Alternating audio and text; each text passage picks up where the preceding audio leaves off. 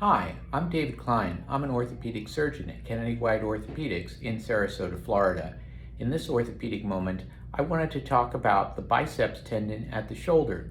The reason that I'm specifying at the shoulder is that the biceps is a muscle that starts with its tendons at the shoulder blade and goes all the way down across the elbow to the forearm. There are other problems with the biceps at its lower end by the elbow, but for this video, I want to talk about the biceps at the shoulder.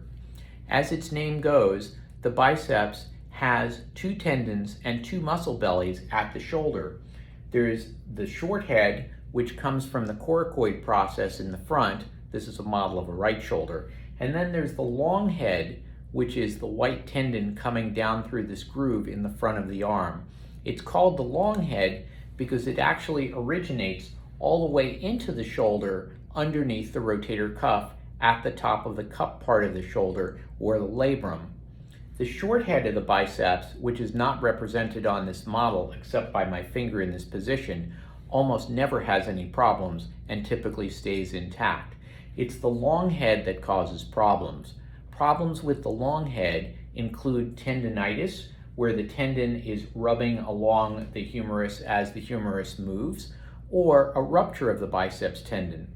The reason that the biceps tendon, the long head in particular, has a problem at the shoulder is because it's in a fairly precarious position. As you can see from this model, it passes underneath the top rotator cuff muscle, or the supraspinatus.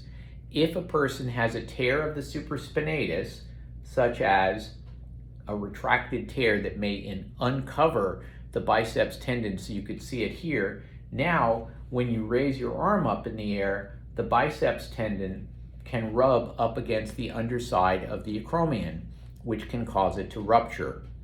Also, just the fact that the biceps tendon turns an angle of nearly 90 degrees causes it to rub on the humerus. If you have arthritic changes in the upper portion of your humerus, specifically at the groove where the biceps tendon travels through, that can cause irritation of the biceps, tendinitis, and even rupture of the biceps. Typically, when a biceps tendon ruptures, you'll have severe pain for several days, often followed by relief of pain that you may have had for a long time if biceps tendinitis was the problem causing your shoulder pain.